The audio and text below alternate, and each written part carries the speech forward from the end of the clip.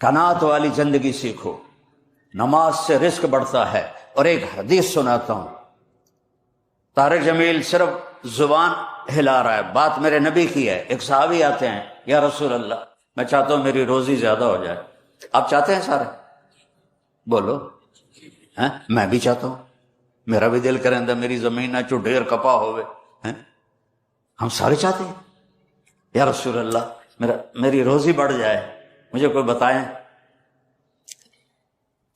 ایک تو یہ جو سوشل میڈیا پہ ہے نا وظیفے بتانے والے، یہ لطران دے لائق ہیں، لطران دے، یہ نامراد ادھر لے جاتے ہیں جدھر نہ میرے نبی نے بتایا نہ میرے اللہ نے بتایا۔ ایک تو ان کو سننا چھوڑ دو، میں اپنے نبی کا وظیفہ بتا رہا ہوں جو ہر آدمی، ہر مرد عورت کر سکتا ہے، چھوٹا بڑا بوڑھا جوان۔ یا رسول اللہ میری روزی بڑھ جائے۔ آپ نے کیا کہا؟ ادم علی الطہارہ یوسع علیک رزقک، با وضو رہا کر تیرا رزق بڑھ جائے گا۔ میرے نبی نے کوئی لمبی تسبیح نہیں بتائی، 1000 واری اے پڑھتے، 1000 واری اے پڑھ، ہکٹنگ چاہتے پڑھ۔ یہ سب کمبخت مال کماؤ ہیں، یہ پیسے بنا رہے ہیں، ان کے پاس تم سے ہم سے زیادہ پیسے ہوتے ہیں۔ اور نہ یہ اس چکر میں پڑو کہ جادو ہو گیا، جنوں پھرولو جادو ہو گیا ہے، سایہ ہو گیا ہے۔ بھائی کتھے سایہ ہے، کتھے اتنے جادوگر پیدا ہو گئے بے ہر ویلے وہ پھوکی جاننے دے تو انہوں تباہ کیتی جان دے۔ یہ سب فراڈ ہیں، یہ جو جادو ہو گیا اور جادو کے عمل کرنا پڑے گا اور ہانڈی چڑھانی پڑے گی اور پتہ نہیں کی کرنا پڑے گا، زمین میں دبانا پڑے گا، یہ سارے اولودے پٹھے نے، اور تسی سارے بے وقوف ہو جڑے انہوں دے مگر لگے ہویا۔ میرے نبی کا وظیفہ سنو، ادم علی الطہارہ یوسع علیک رزق، تو باوضو رہ تیرا رزق بڑھ جائے گا۔ ایک وظیفہ اور بتاتا ہوں، میرے نبی نے فرمایا، یہ آپ نے خود فرمایا، یہ باوضو رہنے کا پوچھنے پہ ایک صحابی نے پوچھا کہ میں چاہتا ہوں میرا رزق بڑھ جائے، تو آپ نے فرمایا باوضو رہا کر رزق بڑھ جائے گا۔ اور باوضو رہنے کے کچھ اور فائدے بتاؤں۔ ایک دفعہ شیطان ہمارے نبی کی خدمت میں حاضر ہوا، آپ نے فرمایا یار ایتا دس تیرے دشمن کتنے ہیں؟ کہنے لگا 15۔ تو آپ نے فرمایا کون؟ کہ پہلے تو تسی ہو، پہلے دشمن تو میرے تسی ہو۔ پھر اس نے فہرست گنائی، بات لمبی ہوتی جا رہی۔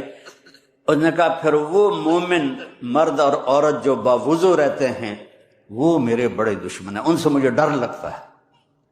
اور باوضو سو جاؤ تو موت آ گئی تو شہادت کی ہوگی، باوضو سو جاؤ تو ایک فرشتہ تمہارے لیے دعا کرتا رہے، باوضو سو جاؤ شیطان ڈر کے پیچھے ہٹ جائے گا۔ اور ایک بتا رہا ہوں جو میرے نبی نے خود بتایا پوچھنے کے بغیر، جو یہ چاہے اس کی عمر لمبی ہو اور اس کا رزق زیادہ ہو تو وہ اپنے ماں باپ کی خدمت کرے۔ تمہاری تو جابیں ہیں نا، تم کہاں ماں کو پوچھ سکتے ہو، جواب ہے میرے نبی نے کہا اپنے ماں باپ کو خوش کرے اور اپنے رشتے داروں پہ خرچ کرے اور ان سے اچھا سلوک کرے، اللہ اس کی عمر بھی بڑھائے گا، اس کا رزق بھی بڑھائے گا۔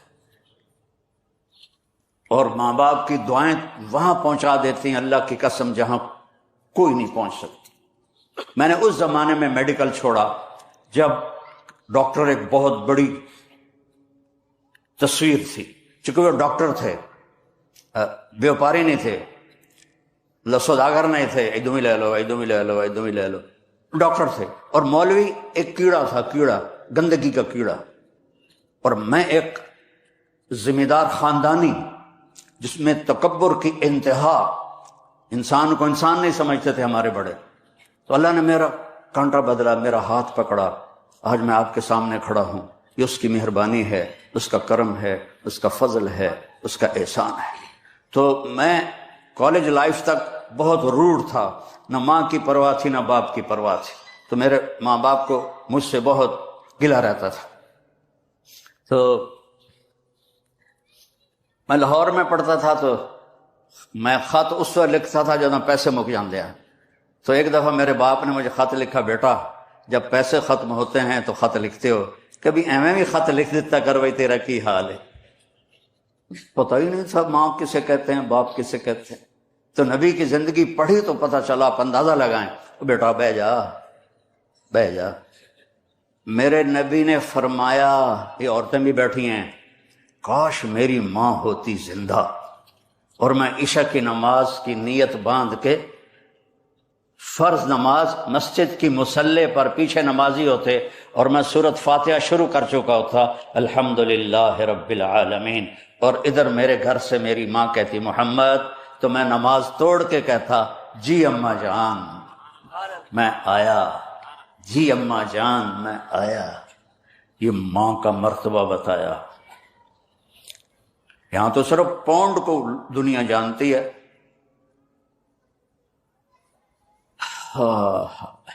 میرا نبی بتا رہا ہے ماں باپ کی خدمت کرو، رزق بڑھے گا۔ اپنے رشتہ داروں سے لڑو نہیں، اچھا سلوک کرو۔ عام طور پر رشتہ دار آپس میں سینگ پھنسے ہوتے ہیں، اور ہمارے ذمہ داروں میں تو ویسے ہی توبہ توبہ توبہ توبہ، اسی لیکا چھک دیتا ہے۔ سمجھتے ہو اس بات کو؟ لیکا چھک دیتا، کیا مطلب؟ کہ بس ہم نے دیوار کھڑی کر دی ہے، نہ اس کو ملیں گے، نہ اس کی شادی میں، نہ اس کی غمی میں، نہ اس کے جنازے میں، نہ اس کی میت میں۔ اس حد تک سنگین ہو جاتے ہیں۔ اور میرا نبی کہہ رہا ہے رشتہ داروں کی سختی کے باوجود اچھا سلوک کر، ماں باپ کی دعائیں لے، تو اللہ تیرا رزق بڑھا دے گا۔ تو جب میں تبلیغ میں لگا، مدرسے میں داخل ہوا، میرے والد اتنے ناراض ہوئے کہ مجھے گھر سے نکال دیا۔ 23 نومبر 1972، یہ تو مولوی بننا تھا، میرے گھروں نکل جا۔ 2 بار میرے والد اتنے جابر ذمہ دار تھے کہ لوگوں کے پیشاب نکل جاتے تھے جب وہ گرجتے تھے، درد سے باندھ کے مارتے تھے۔ مجھے کہا، اور میری عمر کتنی؟ 18 سال۔ میں خود حیران ہوتا ہوں کہ ایڈی چھوٹی عمر میرے اللہ نے میروں کیویں ہمت دیتی۔ میں کہا نہیں، میں مولوی بننا ہے۔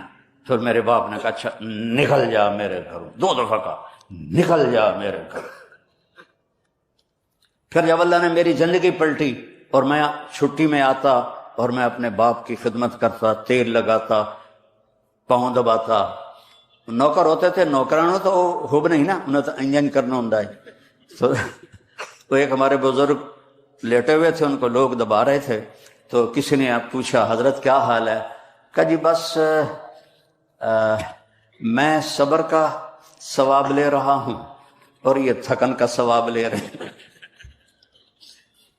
زندگی کو ہم شروع نہیں کرتے اور نہ ہی ہم ختم کرتے۔ کوئی آج تک سائنسدان یہ سمجھ نہیں سکے کہ زندگی شروع کیسے ہو جاتی۔ 1 ملی میٹر کا 20واں حصہ ہوتا ہے سپرم، نطفہ، 1 ملی میٹر کا 20واں حصہ۔ اس سے اتنا بڑا انسان کیسے وجود میں آتا ہے؟ وہ دیکھنے کیسے لگ جاتا ہے، وہ سننے کیسے لگ جاتا ہے، وہ سوچنے کیسے لگ جاتا ہے، ایک اندر کا جہان ہے وہ کیسے آباد ہو جاتا ہے۔ جذبات کا ایک طوفان ہے، کہیں نفرت، کہیں محبت، کہیں انتقام، کہیں درگزر، کہیں جنگ و جدال، کہیں امن و صلح، ایک ہی تغمہ۔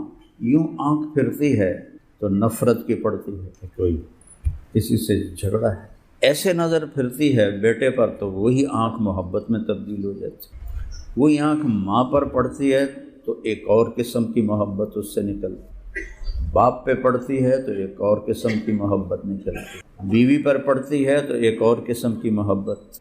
یہ اتنے نظام کیسے بن جاتے ہیں؟ 1/20 ملی میٹر پانی سے اتنے بڑے نظام کون بناتا ہے؟ امن خلق السماوات والارض، کون ہے زمین آسمان بنانے والا؟ وانزل لکم من السماء ماء، ان بادلوں میں پانی کون بھرتا ہے؟ کون سے ایسے مشینیں لگی ہوئی ہیں جو اس میں پانی بھرتی ہیں؟ پھر اس کو زمین پر کیسے اتارا جاتا ہے اور کون اتارتا ہے؟ فَأَنبَتْنَا بِهِ ذَاتَ بَهْجَةٍ، پھر اس میں باغات، پھل پھول، غلے، یہ کون نکالتا ہے؟ مَا كَانَ لَكُمْ مَن تُنبِتُوا شَجَرَهَا، ایک درخت تو پیدا کر کے دکھا دو، سارے اکٹھے ہو جاؤ، ایک درخت پیدا کرنا بیج کے بغیر، ایک درخت پیدا کر کے دکھا، ایک پھل لگا کے دکھا۔ اِلَٰهٌ مَّعَ اللَّهِ، ہے کوئی اللہ کے سوا جو یہ کر رہا ہو؟ ہے کوئی اللہ کے سوا؟ تو لاہور والے کہتے نہیں ہے تو اللہ ہی، پھر اللہ کہتا پھر مجھے چھوڑ کے کدھر دفع ہو رہے ہو، بل ہم قوم یعدلون، مجھے مانتے بھی ہو اور میری باتوں کا انکار بھی کرتے۔ سارے بیٹھے ہوئے، کوئی تاجر، کوئی کسی قسم کی تجارت، کوئی نوکری، کوئی پوری دنیا کو کہہ رہا ہوں سر آپ کو نہیں، جھوٹ کے بغیر تو کام ہی نہیں چلتا۔ اور میرا اللہ کہتا ہے نجعل لعنت اللہ علی الکاذبین، جھوٹوں پہ اللہ کی لعنت ہے۔ یہ سارے کہہ رہے ہیں جھوٹ کے بغیر تو کام نہیں چلتا۔ تو اس ساری کائنات کو میرے اللہ نے بنایا ہے، کچھ نہیں تھا۔ اولم یر الذین کفروا ان السماوات والارض کانتا رتقا، کچھ نہیں تھا۔ ففتقناہما، ہم نے پھاڑا، جس کو بگ بینگ کہتے ہیں، دھماکہ ہوا۔ وجعلنا من الماء کل شیء حی، ہر جاندار کو پانی سے پیدا کیا۔ افلا یؤمنون، پھر بھی تم ایمان نہیں لاتے۔ انتم، ابھی میں نے سورت پڑھی، انتم اشد خلقا ام السماء، تم زیادہ مضبوط ہو یا آسمان؟ تم تو ایک پھونک سے اڑ جاتے ہو، آسمان تک آج تک کوئی نظر نہیں پہنچی۔ بناہا، اکیلے تیرے اللہ نے بنایا۔ رفع سمکہا، اس کی چھت کو اونچا کیا۔ فسواہا، اسے برابر کیا۔ دوسری جگہ کہتا ہے حل تری من فطور، کبھی دیکھو تو صحیح، کوئی دیکھو نا، یہ چھوٹا سا ہال ہے، اس میں 2 پلر لگے ہوئے، ادھر دیواریں ہیں۔ میرا اللہ کہہ رہا ہے اتنا بڑا آسمان ہے کہ اس کی لمبائی چوڑائی تم دیکھ بھی نہیں سکتے، آسمان ہی نہیں دیکھا۔ تو جب پلر نہ ہو تو چھت ایسے ہو جانی چاہیے یا دراڑ پیدا ہونی چاہیے۔ تو اللہ کہتا ہے حل تری من فطور، کوئی دکھاؤ کمی۔ ثم ارجع البصر کرتین، دوربینیں لگاؤ، بار بار دیکھو، ساری زندگی دیکھتے رہو، کیا ہوگا؟ ینقلب الیک البصر خاسئا وهو حسیر، تیری آنکھ ناکام لوٹے گی، تیرے رب کی تخلیق میں عیب نہیں دکھا سکتی۔ رفع سمکہا فسواہا وأغطش لیلہا وأخرج ضحاہا، اغطش کہتے ہیں تاریک ہو جانا، گہری رات۔ تو بجلیوں نے اندھیرے کی نعمت سے محروم کر دیا، چاند ستاروں سے محروم کر دیا۔ ہم دیہاتی لوگ ہیں، بچپن میں بجلی نہیں ہوتی تھی، گرمی میں باہر لیٹتے تھے، ایسا سجا ہوا آسمان ہوتا تھا ستاروں سے، اور 14ویں کا چاند ایک الگ نظارہ پیش کرتا تھا۔ تو اغطش لیلہا، سیاہ کر دیا، اور اسی سیاہی میں سے اخرج ضحاہا، روشنی کو لے کے آ گیا۔ یہ تو اندھیرا کہاں چلا گیا؟ اور پھر جب اندھیرا آیا، روشنی کہاں چلی گئی؟ ایک ہی جگہ میں 2 مختلف اللہ تعالیٰ صورتیں بنا رہا ہے، روز دیکھتے ہیں، اس لیے ہمیں کوئی حیرانی نہیں ہوتی۔ اور تو کرو، یہ کہاں سے آ گئی رات؟ یہ ابھی دن کہاں چھپ گیا ہے؟ کل ادھر سے کیسے نکلے گا؟ ایک جگہ اللہ کہتا ہے قل ارأیتم ان جعل اللہ علیکم اللیل سرمدا الی یوم القیامہ، مجھے بتاؤ ازمیر ٹاؤن والو، اگر میں اس رات کو کھڑا کر دوں، جانے نہ دوں، کب تک؟ قیامت تک۔ تو چند مہینوں میں سب انشاءاللہ فریز پڑے ہوں گے، یہاں صرف وہ چکن فریز نہیں پڑا ہوگا، طارق جمیل بھی فریز پڑا ہوگا، مفتی احمد علی صاحب بھی فریز پڑے ہوں گے، سب ڈیڈ باڈیز۔